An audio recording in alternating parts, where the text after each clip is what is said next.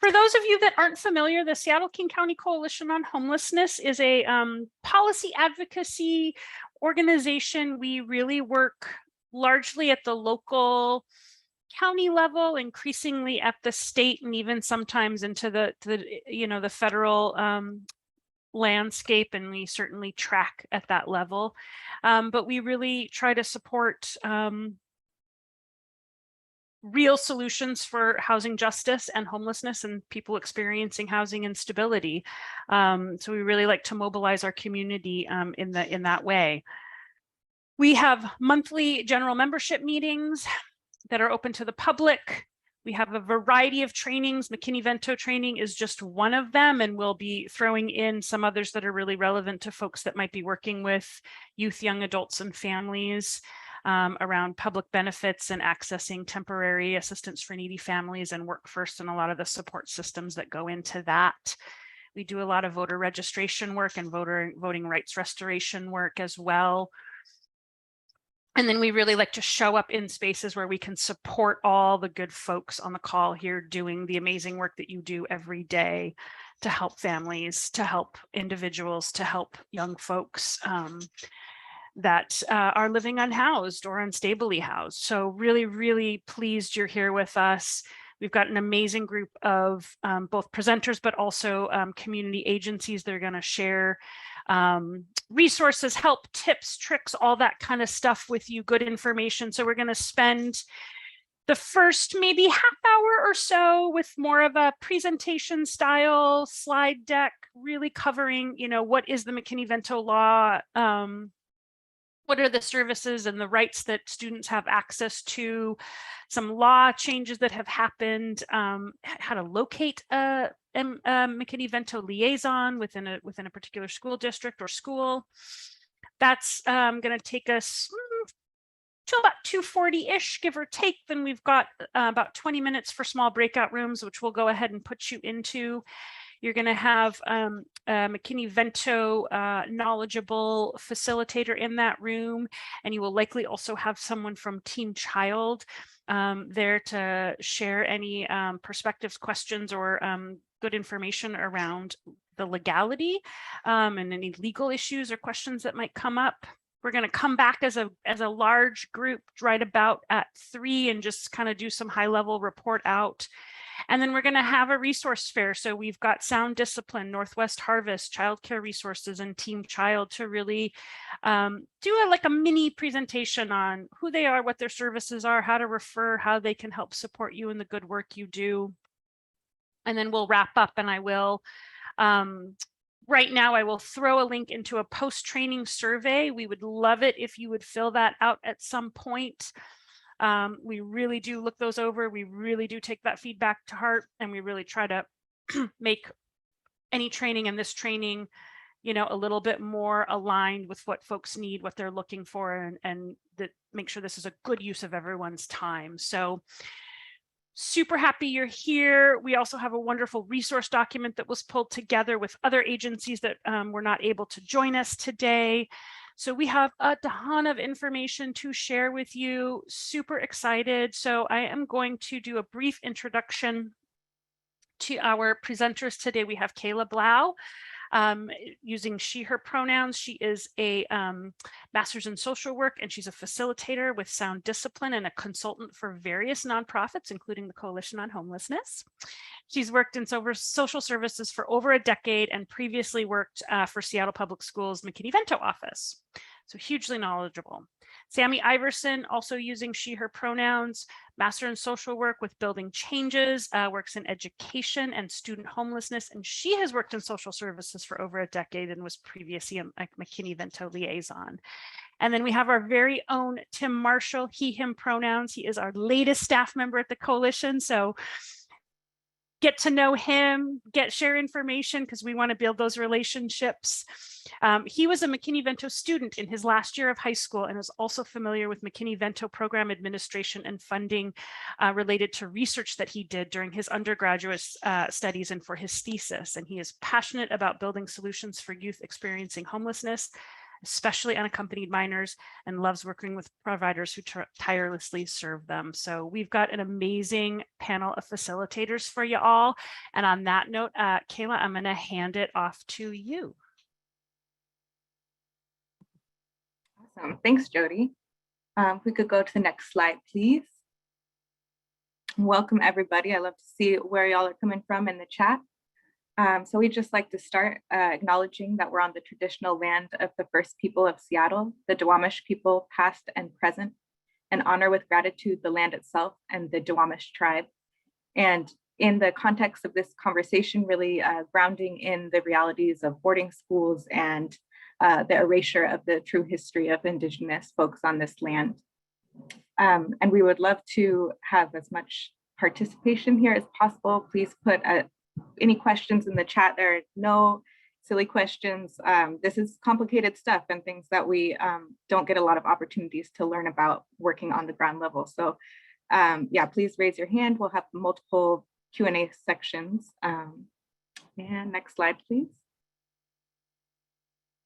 And in the chat, we've started this a bit with, if you haven't dropped your name, pronouns, and job title, please do. And just if you could add in, how familiar are you with Mckinney-Vento resources? So just keep any questions that you have top of mind, and we'll get to those as well. And then let's see, I will pass it over to Tim to get us started.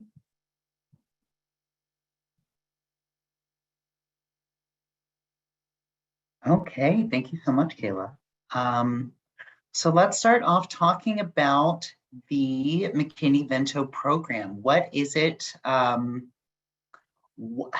does it work exactly? So the Mckinney-Vento program is a program authorized at each school district that comes from a federal McKinney-Vento Act that was authorized in 1987 and has been reauthorized a bunch of times to make updates around administration standards and funding updates, most recently as 2015.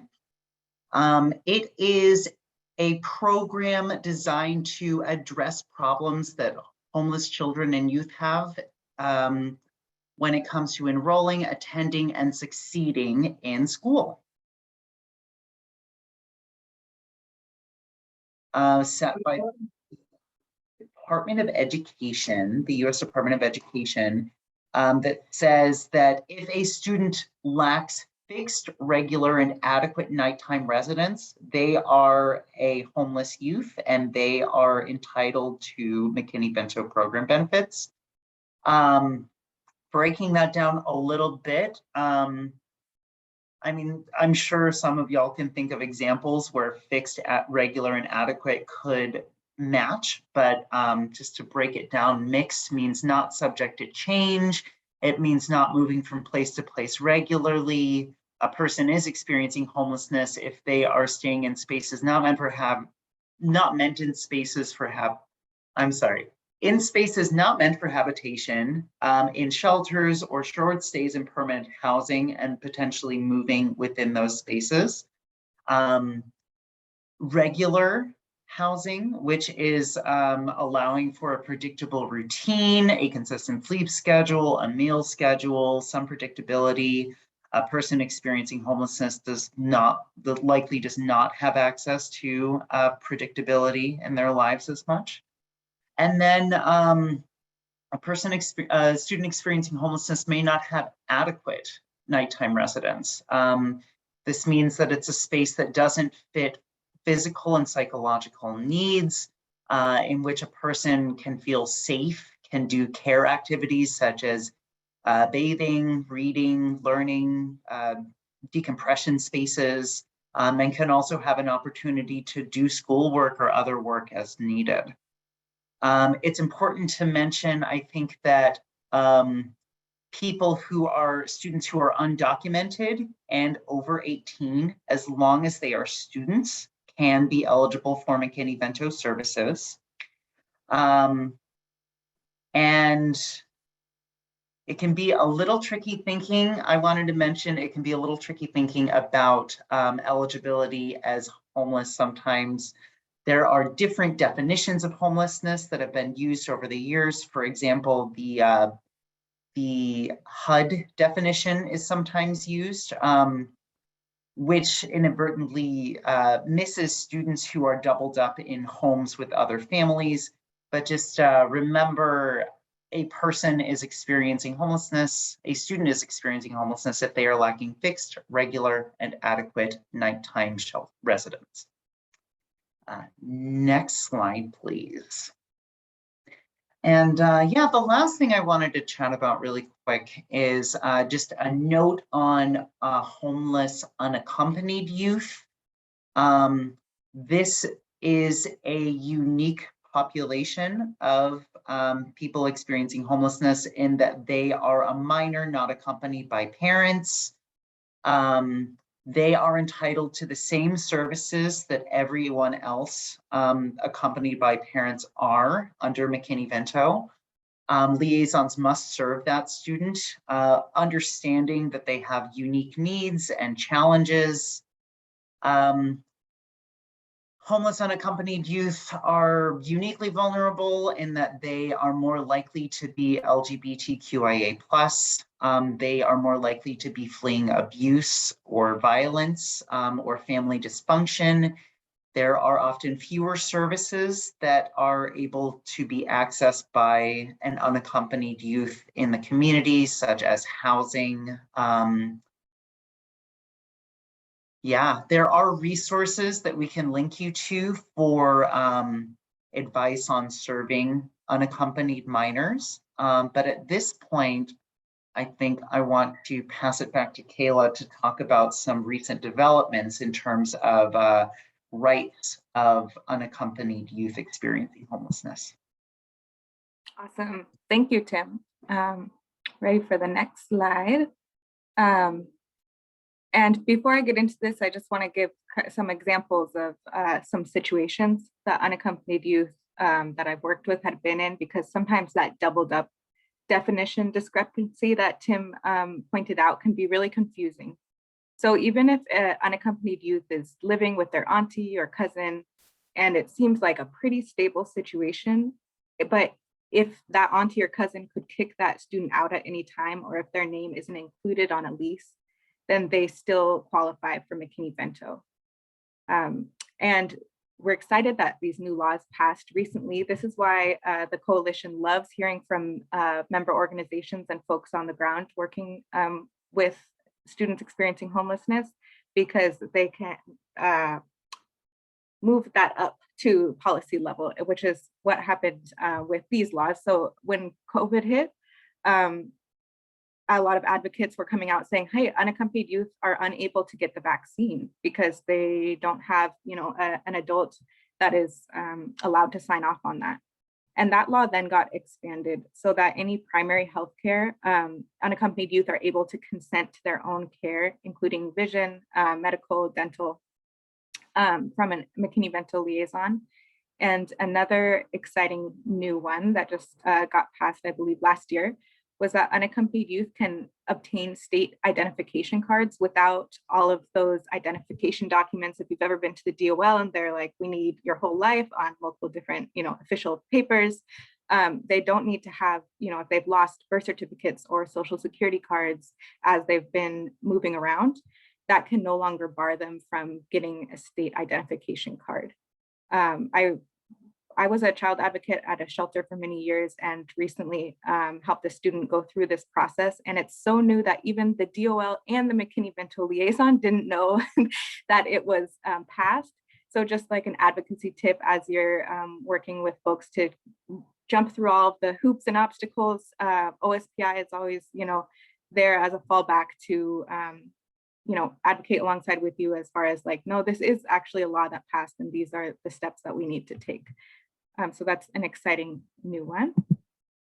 You can go to the next slide, please. And so the school of origin that Tim touched on. So this means that even if a student becomes homeless in the beginning of in the middle of the school year, and say they're attending school at a Seattle school and have to move to Renton because that's where there was a shelter space, they still have the right to have a continuous educational experience, meaning they can still attend that school that they were last enrolled at or that they were last permanently housed. This also means, on the flip side, if a student becomes permanently housed throughout the school year, and say they move down to Kent because that's where affordable housing is, they can still attend their school of origin throughout all the way up to August, to the end of that school year. Like if there's summer school or something, there are some summer activities they want to attend in their home district, they can still attend and be eligible for transportation to and from as well.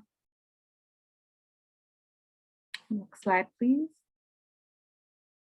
And one of their other rights is immediate enrollment.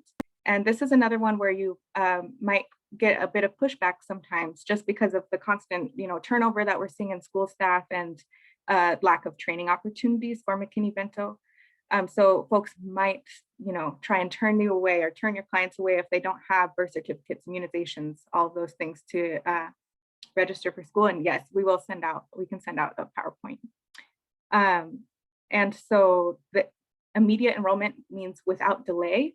That's the federal law, but that isn't necessarily defined. And keeping in mind, this is an underfunded mandate. So there are all of these rights, but there's not enough funding to keep up with the rights and how to, get those out to students. So either way, they need immediate enrollment, and you can work with your McKinney-Vento liaison. That link was dropped in the chat earlier, of if you run into any issues with that at your district. Next slide, please. As Tim mentioned, immediate enrollment also accounts for things like fully participating in the school experience at the same level of their housed peers, meaning that if there's a field trip and there's a cost associated with that, or if they want to play sports and there's a cost associated with that, the McKinney-Vento liaison can assist you with either covering those costs through various funding sources or waiving fees. For example, I worked with a student who was told that she couldn't walk at graduation because she had library fees, and she had lived at 6 different shelters in her high school career. So we looped in the McKinney-Vento office, and they were able to waive those fees so that she could participate in her graduation like her house peers. And I'll pass it to Sammy.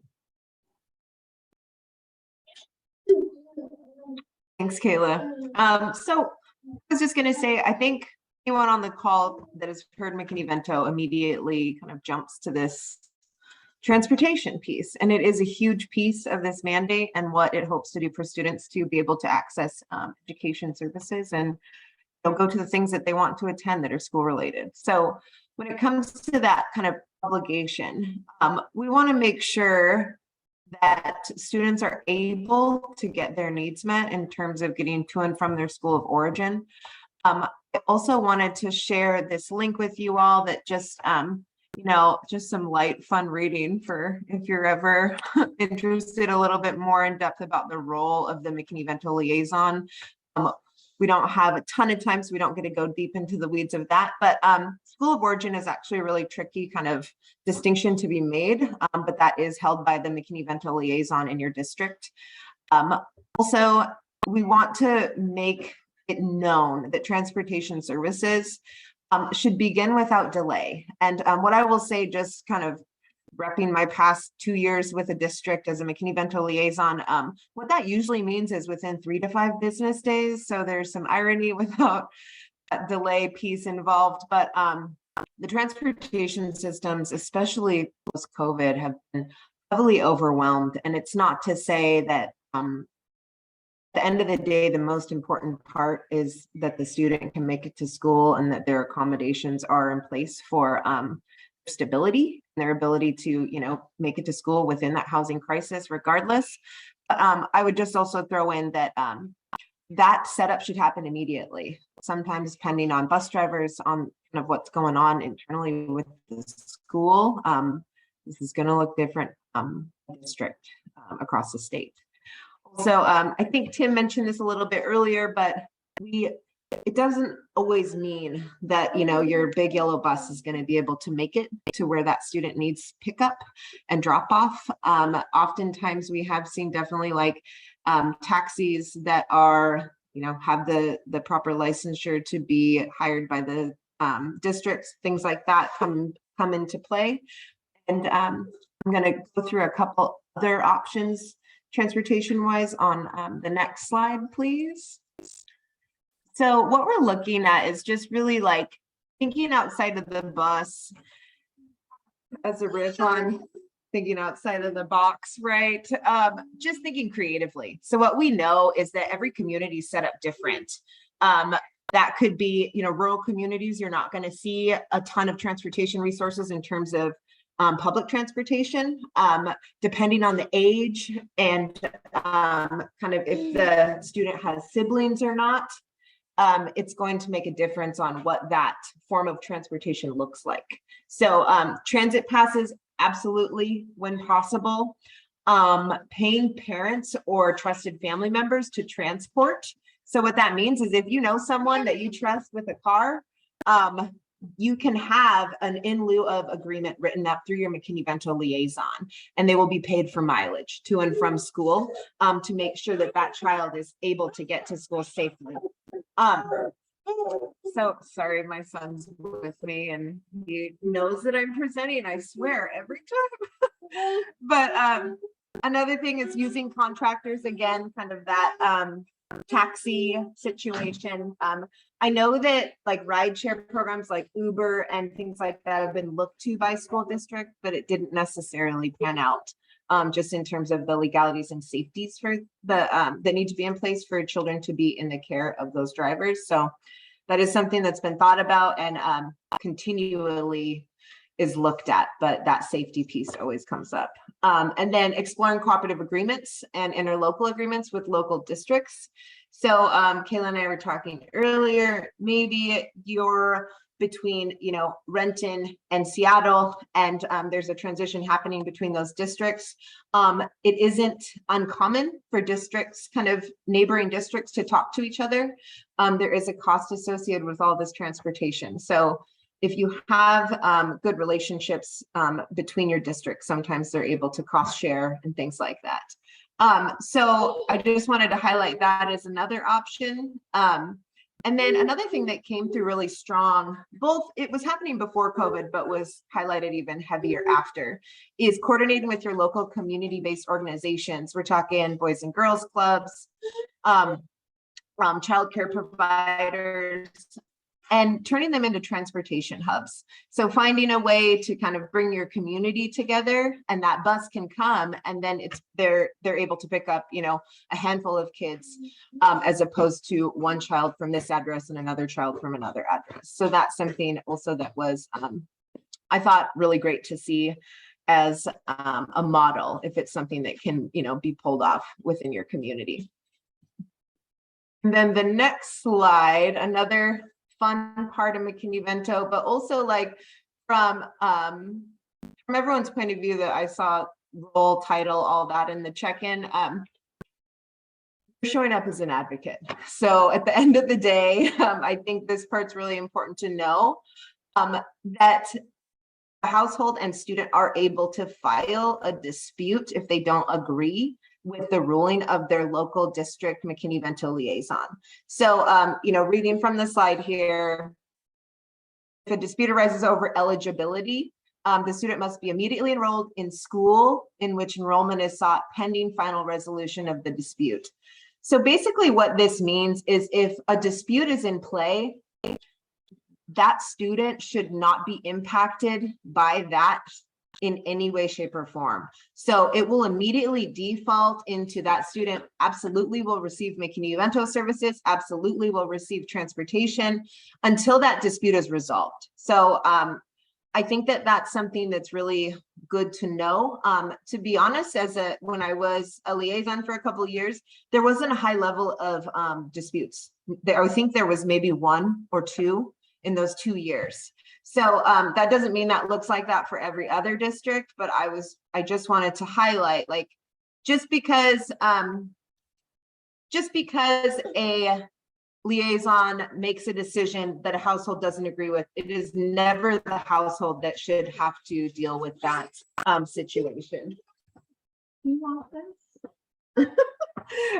Okay, and then the liaison shall ensure if unaccompanied youth are immediately enrolled pending resolution. Again, if you're working with an unaccompanied young person and they are coming forward to say, like, I need these services, and the liaison rules against that in any way, that dispute is in play, it means that that young person has immediate rights to everything that the McKinney-Vento program has to offer.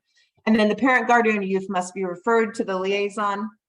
So really, again, part of those liaison duties is handling these disputes. And also, again, at the end of the day, always making sure that the student and family are receiving the resources that should come with McKinney-Vento. I also wanted to highlight something. Actually, OSPI published a document. I want to say it's a few pages, but it really outlines the details of the dispute process. So it does start kind of at the local liaison level, and if that cannot be solved within your district, it will go up to state level and be looked at by their office, the Homeless Education Office. Okay, and then next slide, please. So resolving disputes. This is kind of going a little bit more into the weeds, but this is going to outline minimum the notice and written explanation should include. So basically, this is what needs to be submitted to fulfill the needs of that dispute, to, you know, so that it actually can be seen by the liaison and that process can start. So it is a formalized process. I will say, the district I worked with, you were able to get to that dispute process on the McKinney-Vento page that their district had on their website. So the hope is that that's accessible to you. If not, you can easily get to it by clicking that link that I told you, following the information that OSPI is putting out on behalf of disputes and how to resolve those. So I would just say, I don't want to read every single one of these bullets, but basically, there just has to be some written description involved. I mean, you all being advocates for households and young people, this could be something that maybe you could help organize or put together on their behalf, potentially. It does have to be in writing, is one thing that I remember very, very well. So that's just a couple little pieces of McKinney-Vento. There are many other pieces that I'm sure you all have already run into. We can save that for our breakout rooms. Awesome. Thank you, Sammy. I'm just getting these set up here. And one thing I do want to highlight that comes, a question that comes up a lot in our trainings is if documentation status impacts McKinney-Vento eligibility in any way. And the answer is no. Regardless of a student's documentation status, then they are completely eligible for McKinney-Vento services and supports. And if you are told otherwise, please access that dispute resolution form or bring it up to your district liaison level. And so before I open the rooms, let's see. So we're going to open up the floor once we get into the breakout rooms. If anyone has like a current issue that they're working with, if they're working with a family and are running into any concerns about accessing McKinney-Vento services, then please feel free to use this as kind of like a case consult type of time together. We will have folks represented, like Jody said, from Team Child in each room, as well as the facilitators that you just heard from. And I think that we have Julie on the call, who is one of the liaisons at Tukwila Public Schools, or sorry, Tukwila School District. So I'm going to go ahead and open these rooms. And if no one has, hi Julie, there you are. If no one has a individual, you know, a case or a story that they want to share and kind of workshop through together, then we will drop a practice scenario in the chat, just to kind of, you know, like I said, these laws can be kind of confusing. So just as something to work through together so we can get a grasp on what all this eligibility stuff means.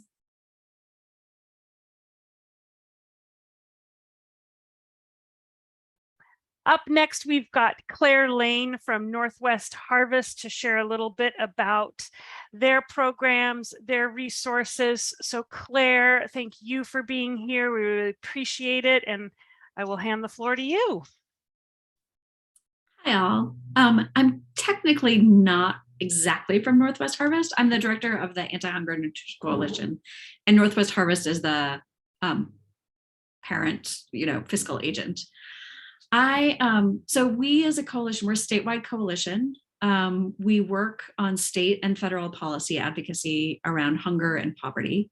And frankly, y'all, Congress and the White House have kept us really, really, really busy this summer. So I want to give you guys some updates about what's going on, because there's a bunch of things changing right now in schools for kids around school meals. There's opportunities for advocacy now and coming up at the state level. So I'm going to give you guys a bunch of information. I really want you to ask questions in the chat. I really want you to get engaged in this process, because there's a ton of opportunity. I think especially your voices are going to be super important on some of these issues. So in terms of sort of everyday resources for families you serve, I asked around a bunch before this, and honestly, frustrating as it may be, sometimes 211 is the best place to go to get help for folks, of where they can find help getting groceries, getting emergency food, or getting signed up for benefits, whether that's food stamps or WIC. 211 is really sort of the most centralized place for those resources. As a former 211 staff person, before it was 211, they're there to help. They're there to answer questions. And the best thing to do is just talk to them. And then if you have further questions, call the agencies they recommend. They do keep their hours up to date, especially on their phones. If you have questions about changing food bank hours and all of that, we know things have been sort of crazy in the last 2 years. So for hands-on sort of assistance, that's your best bet. If there's any questions about that, put something in the chat. But what I want to talk about today a little bit is sort of what's the changing environment for kids and families around food access, given that, starting in March of 2020, Washington State was the first place in the country to close schools. And literally, there was a huge question back then of what do we do for kids who qualify for subsidized school meals when their school is closed? We were the first state in the country that had to grapple with that. And obviously the ripple effect has been going on for a long time. At the time, Congress approved waivers for USDA that allowed all schools to serve all meals free to all kids. Those waivers have been in place since sometime the spring of 2020, and they ended,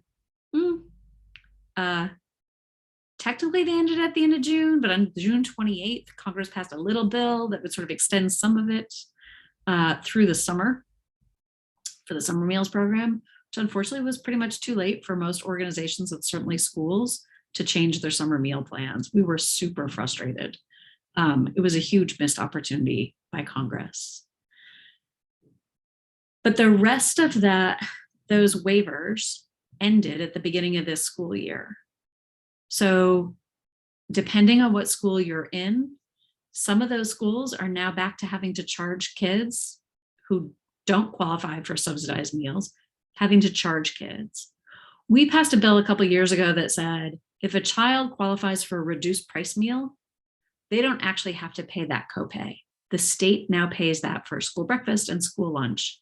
So technically in Washington, as far as a family or a kid is concerned, we only have free meals or full price meals.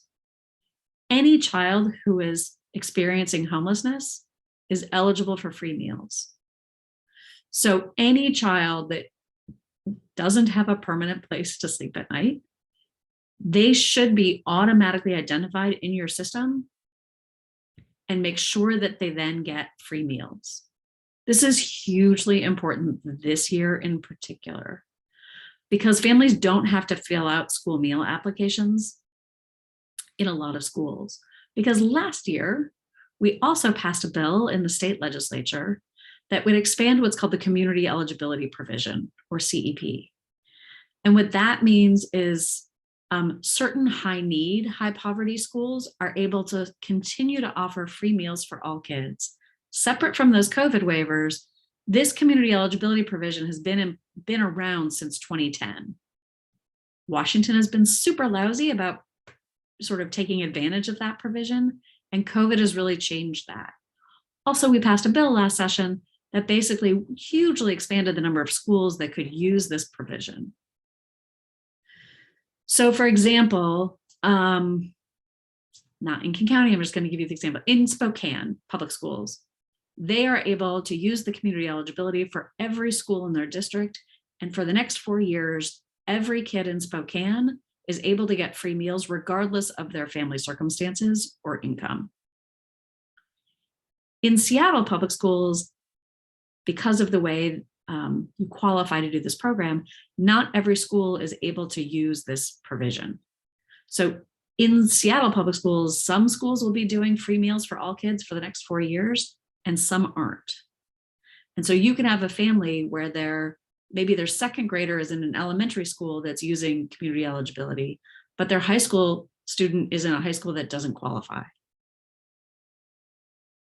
You have to fill out a form, or the family has to fill out a form for both kids. And this is the complicating part. In other places, when a school uses the community eligibility provision, you don't have to fill out any information at all, right? Meals are free. And the school's like, great, we don't need any information.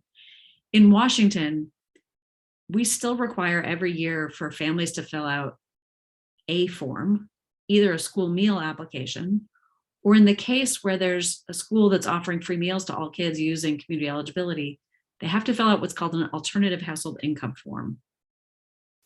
Because our state depends so much on that poverty information for how we fund K-12 education, people have to fill out a form every school year. So it's a big change from the last 2.5 years. And it's a big change from even the before times, because so many more schools are now using this provision. I know because I have friends who are parents of kids in schools where they're using community eligibility and they're sending home a school meal application, or they haven't sent home any information yet at all. So school districts are trying to figure out how to get this information out. It's really important that even if the kids qualify for those free meals, that form is filled out, because as people were talking about earlier, there's all kinds of things. If a kid qualifies through that traditional route of an application, they qualify for all kinds of other assistance, fee waivers, reduced costs of things. We want to make sure that that gets captured. Frankly, the other thing that's really, really important, how many of you have heard about pandemic EBT? I see Greta's hand. Pandemic EBT came out of an existing little pilot that existed before COVID for summer EBT. So for certain kids, there were pilots in other states that gave kids who qualified for free or reduced price meals a certain amount of money over the summer on an EBT card, and it functioned just like SNAP. Because that was in place when COVID hit, Congress approved pandemic EBT, which similarly gave each kid that qualified for a free or reduced price meal an EBT card with benefits that their family could use at the grocery store. Huge problem with that is kids needed to have cards sent to them. They need replacement cards. Those kids need to have their most current address on file with the school for all kinds of reasons. EBT was a huge motivator, and I think a lot of Mckinney-Vento folks were really at the forefront of really pushing their school district to think about homeless kids, make sure that we understood what the needs of those families were, and the real gaps in getting information out to them, especially early on. So filling out that household income form or that school meal application, kids who are experiencing homelessness, regardless of where they go to school, qualify for a free meal. But having them on record as qualifying is a really important measure. for all kinds of other things, and the school still needs to know that current information. Any questions about any of that? I can look at the chat.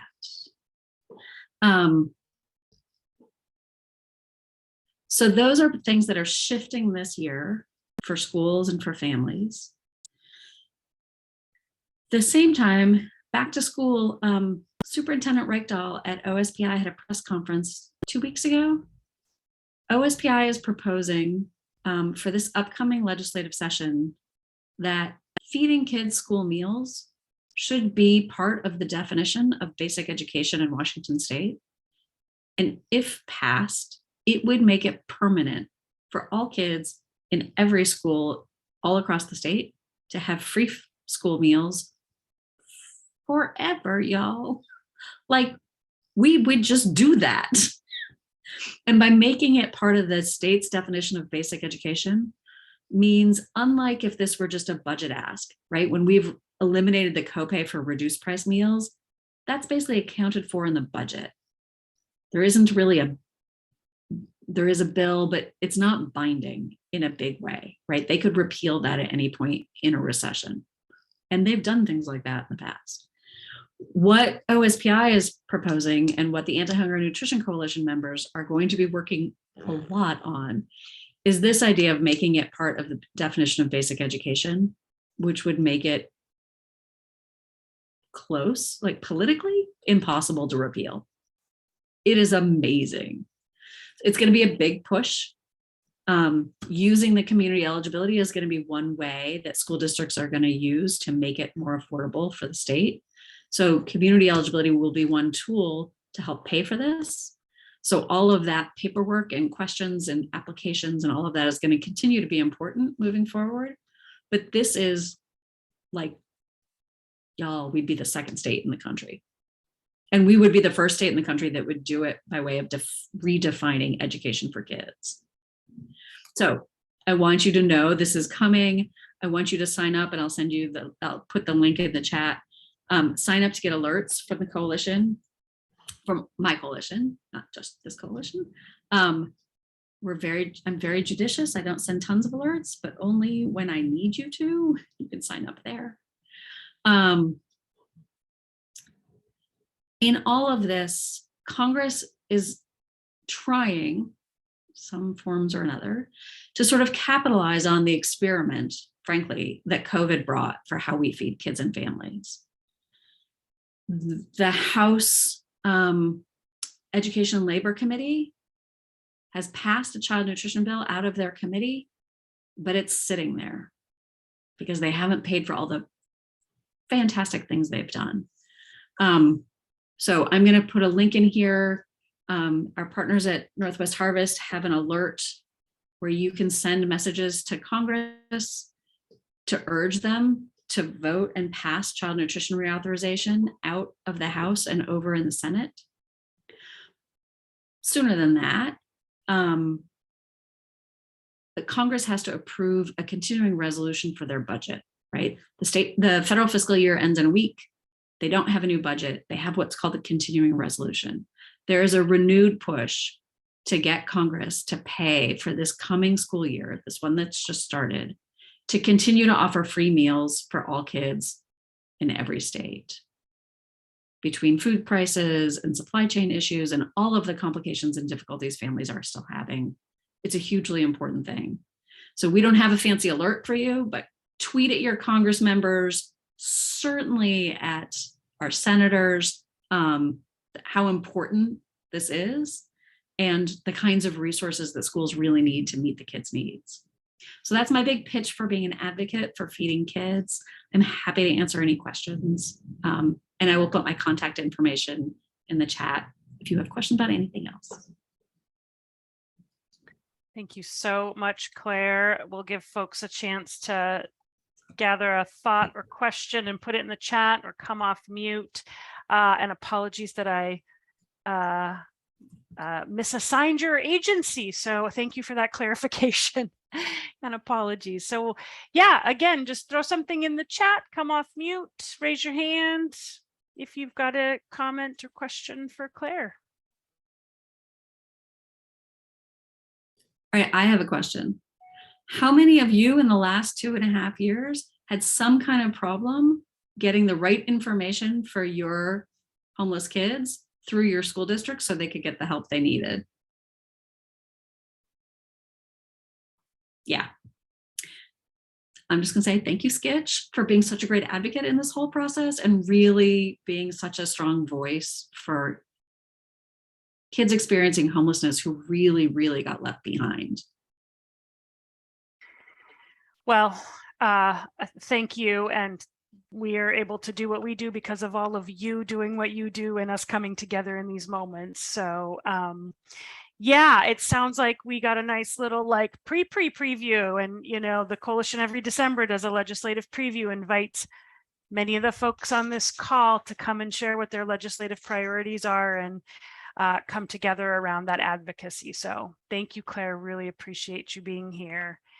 We are going to move on to Yvette Torres from Child Care Resources, who is here to share about their agency and programs. So Yvette, please take the floor. Thank you. Can you all hear me okay? I've been having audio issues. It's a little muffled. I don't know if leaning in closer to the mic might help. Okay, let me know if are you guys able to hear me better? If not, one of my teammates can take it away. It is better, I think, if you're leaning in like that. Thanks. Okay, great. Sorry, my laptop's not the best, so we work with what we have. But yes, thank you for introducing us. We work for Child Care Resources. Myself, Maggie Hurd, who's here with us, as well as Jasmine Lopez Ibarra. We work for the Child Care Subsidy Program through our agency. Specifically, I work with families experiencing homelessness in Pierce County, and we provide childcare funding as well as help families access childcare in their area that's affordable and that works for them. We can also help families with applying for the child care subsidy. We have a quick PowerPoint that we can share just to go over a bit of our programs a little bit better. So I'll go ahead and share my screen in just a second.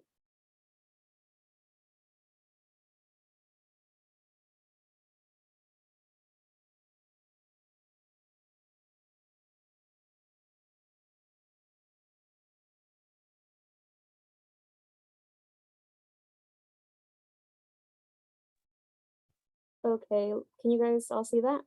Yeah, looks good. Okay, so again, as I said, we're from Child Care Resources. Whoops. And we have a few programs that are through our agency, specifically tying to childcare, but the ones that my team is a part of are the child care subsidy programs, specifically for families experiencing homelessness in Pierce and King County. We have slight variations or subgroups of that program, but I particularly work for the program in Pierce County. And Jasmine and Maggie, if you guys want to kind of say a quick hello to introduce yourselves.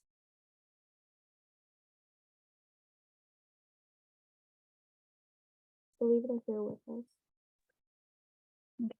Hi, my name is Maggie. I use she, her pronouns. I'm the family engagement specialist for a few of the subsidy programs at Child Care Resources. So I work with families experiencing homelessness in Redmond, Bellevue, or Kent.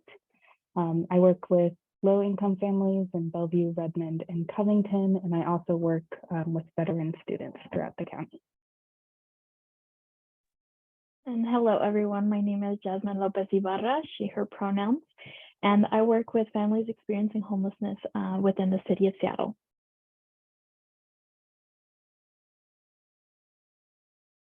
Okay, so Ty is our supervisor. She couldn't make it today, but this is our team for right now. Let me go ahead and switch slide. The eligibility for our program is pretty straightforward. We try to be as low barrier as possible. We serve, again, I particularly serve all families in Pierce County. The rest of the team serves families living in King County.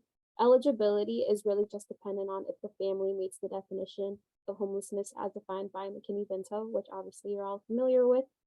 We also serve families that have been housed less than 6 months permanently. So that's awesome because families, sometimes they move into permanent housing and then they're no longer eligible for services. In our case, as long as the lease is shared with us and proves that they haven't been housed more than 6 months, we can serve them. We also serve families regardless of citizenship status. So children that are undocumented or migrant children, we can serve them and get them connected to funding, either through our own private funds or subsidy programs they may be eligible for if the state subsidy is not an option for them. And then for City of Seattle, the only slight difference in eligibility is that families, if they're in City of Seattle, they have to be in incorporated City of Seattle limits to be served. It doesn't matter where they live. If they're in Pierce County, we'll most likely be able to serve them. In King County right now, we only have funding in a few cities, I believe, but I'll let Maggie talk a little bit more about that.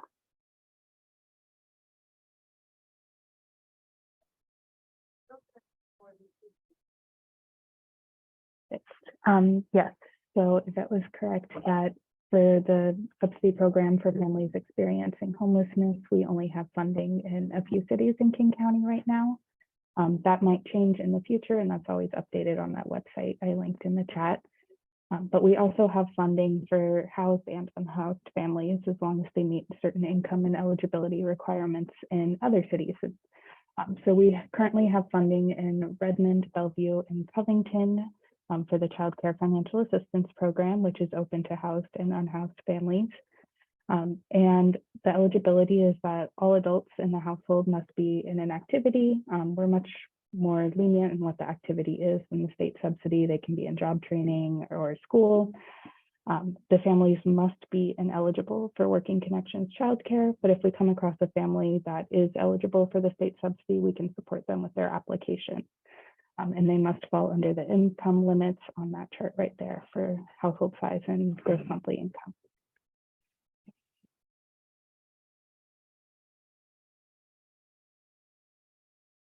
Yes, I'll put the cities in the chat in just a moment. We also have a veteran student childcare subsidy, and this is open to families across King County. It's very similar to other subsidy programs where it helps families find childcare providers and connect them to community partners. But what's different about this subsidy is it can also serve family, friend, and neighbor childcare providers. So if a family has an uncle or a family friend or something like that that they would like to watch their child, we can pay them. So the eligibility for the veteran student childcare subsidy is that the family lives in King County. They fall within the income guidelines on that chart. And one parent has to be a student or in a job training program, and they need to have served at least 1 day in the military with any discharge type.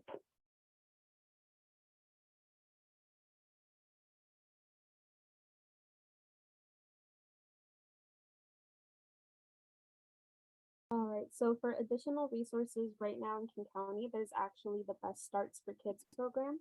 I don't know if any of you are familiar with it or have heard about it, but it's essentially childcare funding, and it's not necessarily tied to families experiencing homelessness. So any family can really apply. There's an eligibility form the families will fill out, and depending on if they meet the requirements or not, they can have access to childcare funding support. I do believe that there is some kind of income guidelines, as well as some stipulations on if families are already accessing certain subsidy programs, they may not be able to receive this assistance. But for more information, we have this awesome flyer here. Obviously, as I mentioned in the chat, we'll be sharing this presentation at the end of the meeting. And we have the QR code here as well as the website. So families can actually go to this website. They'll be directed to the eligibility form. They'll fill that out. They'll be contacted then to fill out an application if it seems like it's a good fit for them. And then from that point on, they'll be able to have that childcare funding support with their provider. It is for families living in King County, so families must reside in King County. It's not for families that work in King County. Another stipulation is that parents must be using licensed childcare. So I'm not 100% sure if FFN would be able to use it. Some unlicensed childcare centers like after school and before school care may not be eligible. Again, I don't have with 100% certainty that information right off the top of my head because this is such a new program. But if families are wondering about that, they can just fill out again that that eligibility form, and that will most likely let them know if they will be able to use that for their provider. Is there any questions so far?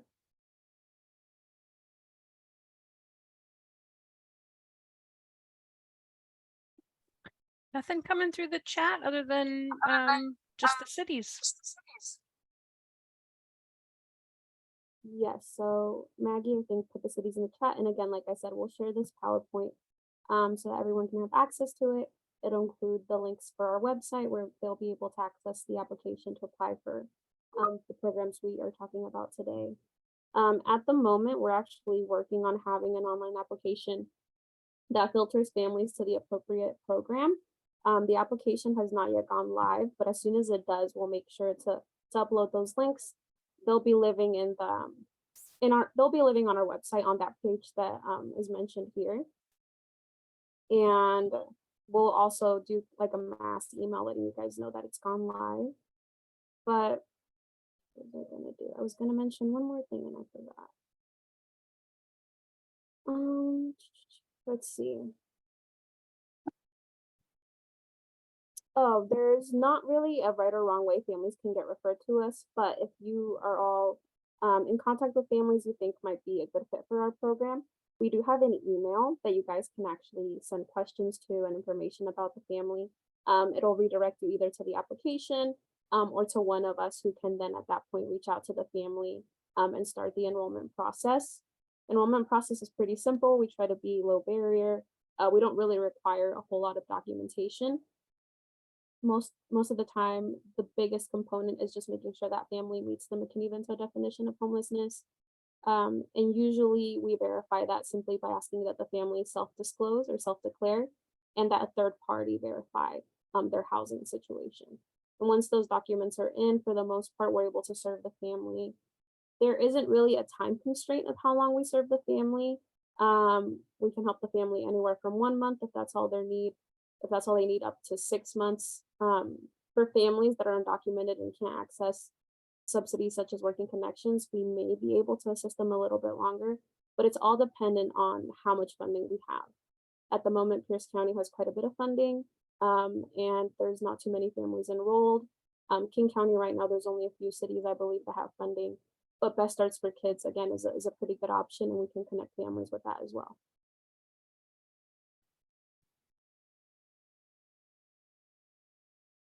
And let me go ahead and share the last slide with our contact information.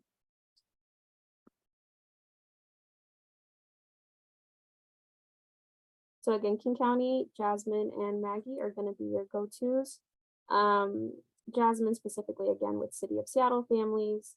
Maggie works with a few other cities as well as the veteran program. But you can always access that CCSP inbox right here.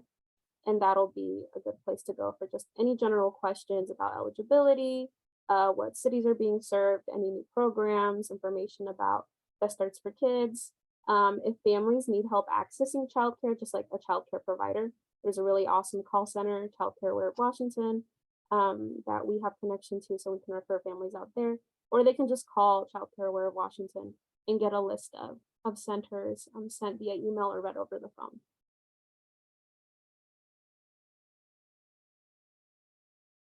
I know it's a lot of information really fast, so if there's any questions, but not that you guys can't think of right off the top of your head, but that come later, you guys can always reach out again to our emails. For the most part right now, I think most of us are still taking families or beginning to take families.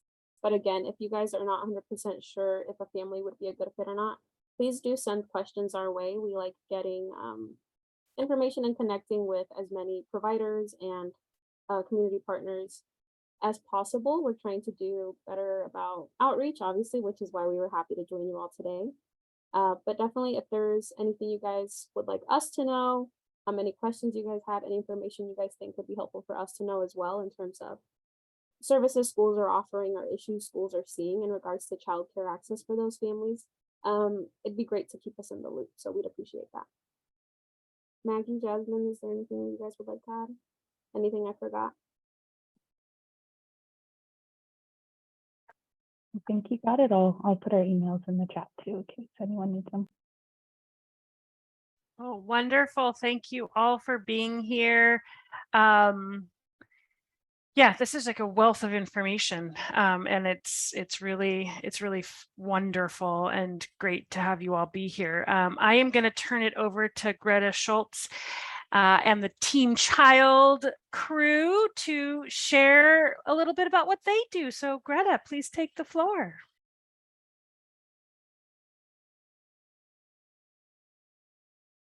Sorry, I was looking for my unmute button. Hopefully you all can see my screen. Great. Looks good. Okay. Great. I'm going to turn it over actually to my colleague, Lakayla, to get us started. Thank you, Greta. Hello, everyone. I first want to say we are so excited to be here. Thank you so much for allowing Team Child into this space. I'll start off by introducing myself, as well as our legal assistant who's unfortunately not able to be here, and then I will turn it over to the team to introduce themselves. So my name is Lakayla Irving. I use she, her pronouns, and I am a staff attorney in our King County office. And then our legal assistant is Lauren Rosen, and she is typically the person who will be the first point of contact when we receive referrals, as well as when we initiate conversations with the youth. And so, like I said, unfortunately, she's not able to be here, but just know that if you do have a referral, typically Lauren is the one you would speak with. And then I'll pass it over to Rachel. Hi, everyone. My name is Rachel Gluckman. I also use she, her pronouns. I am a staff attorney at the King County office for Team Child. And yeah, just to echo what Lakayla said, I'm very happy to be here. Thank you for having us. And I will pass it to Greta to introduce herself. And good afternoon, everyone. My name is Greta Schultz. I use she, her pronouns. I'm the managing attorney for the King County office at Team Child. And it's nice to see some familiar faces from when I did public benefits work at Solid Ground. So I'm glad to be back in this space with you all again.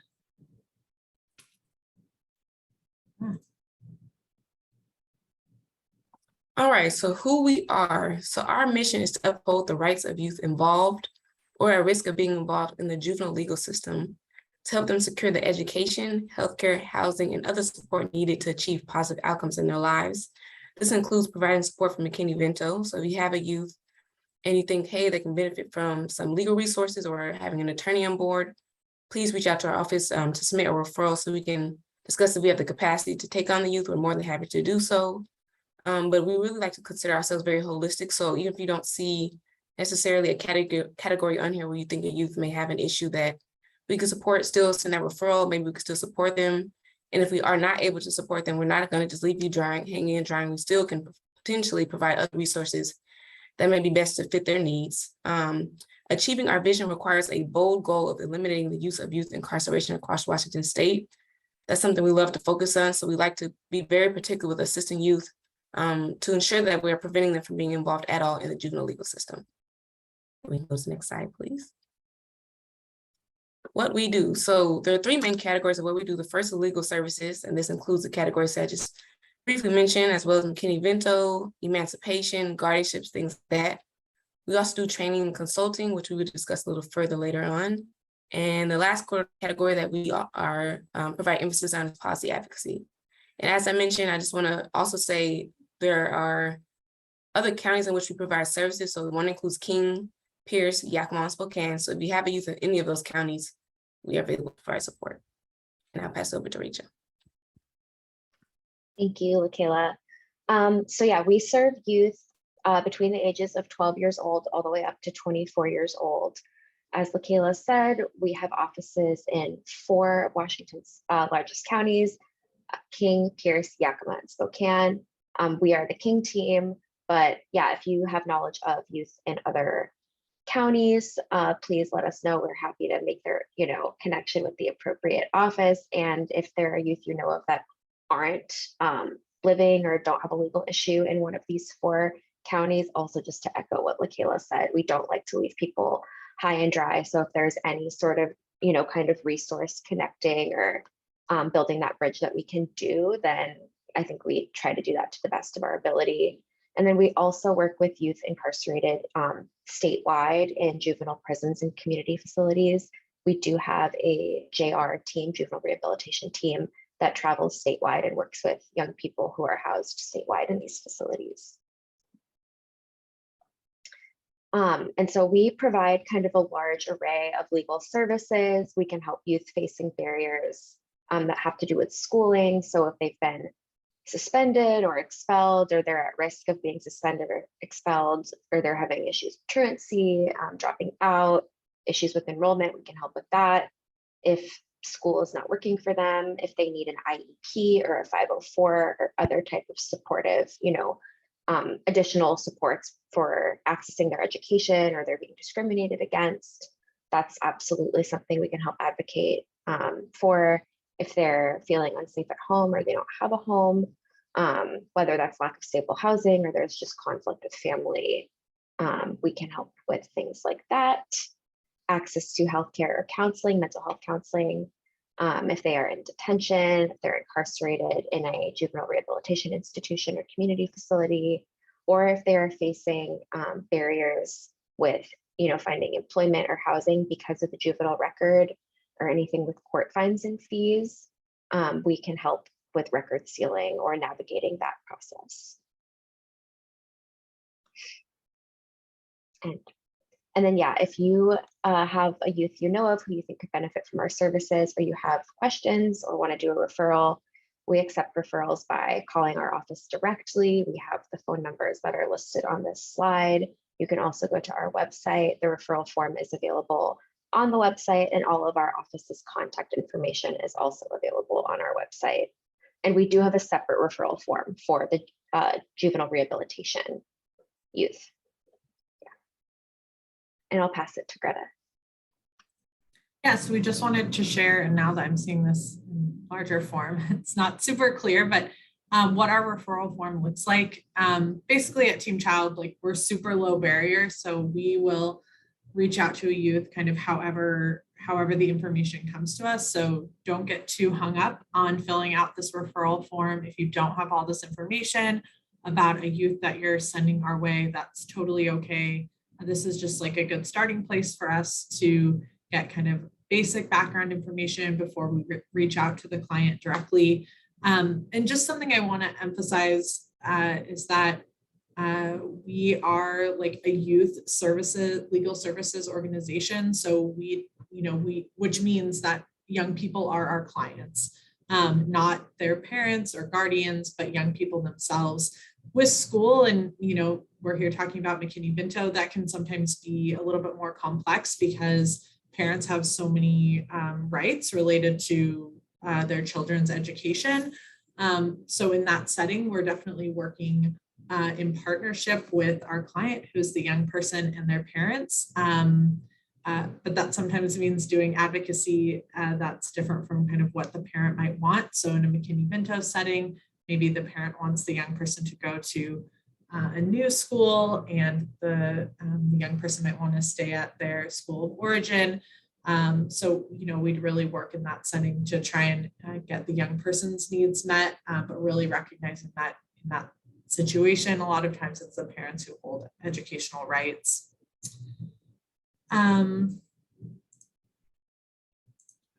Sorry, I didn't realize I had all these fun graphics. At Team Child, we also engage in policy work. So this means both in the court setting. So these are a number of cases that we've worked on to ensure that youth are, that the rights of young people and youth are being heard and respected within our court system. But also in the last couple of years, we now have a policy team at Team Child. And so we're working, and I imagine we would come alongside a lot of you all who are doing policy work related to issues that impact young people across the state. And then, as Rachel mentioned earlier, we also do training and consulting. I think what this means for you all is that if your team wants to learn more about the services that we have available at Team Child, we'd be happy to come to one of your team meetings to talk to your organization about how we can partner to better serve youth in your community, in our community. Also, if you have a lot of young people that you're working with, possibly there might be an opportunity for us to partner with you to share about rights that young people have in a variety of settings, education, interacting with law enforcement and the legal system, and so on. So that's kind of another thing I want to just put out there. If you think you'd like to talk more and learn more about us, we're happy to come to you and share information. And so, yeah, we zipped right through that because I know we're right up on time, but if there's any questions, we're happy to answer them. And I would just want to also highlight, I'll put this in the chat too. Actually, I'm just realizing now this isn't the best email for folks to get in touch with us. We have like a King team email. So maybe actually one of my colleagues could drop that in the chat while I'm still talking. And then this is our direct line that comes to the King teams. Really our legal assistant is the first point of contact. But we can all put our individual emails in the chat as well. So please don't hesitate to reach out. And I'll stop sharing so I can see you all. Thank you so much. And again, just going to kind of scan the chat as I've been watching it. I haven't seen anything come through, but just want to pause for a moment in case somebody has a question for our Team Child colleagues.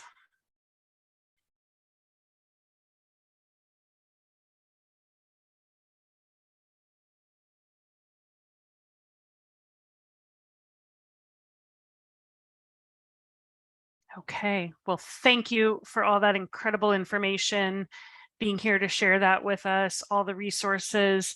I am going to turn it over to my colleague, Tim, to just close us out and hear about just next steps. Thank you. Yeah, thanks. Thanks, Jody. Yeah, fantastic. Thank you so much to our colleagues at Team Child, at the Anti-Hunger and Nutrition Coalition, at Childcare Resources and Sound Discipline for joining us today. We really appreciate everyone working in these and other networks, being able to share their resources. I've heard there were some great conversations in breakout rooms. You can expect from me an email, likely early next week, including the link to this training so you can review it as you need in the future, as well as presentations provided by our community partners, and a short resource guide, a one-pager that you can pass around as you would like, including some resources for youth experiencing homelessness and their providers. I'm putting my email address into the chat right now. It's tim@homelessinfo.org. Folks can reach out to me with questions. And our presenters today, please email me your PowerPoint presentation or slides so that I can share them with everybody on this call. Yeah, thank you so much for your time. I hope everyone has a wonderful evening. And we hope to see you at other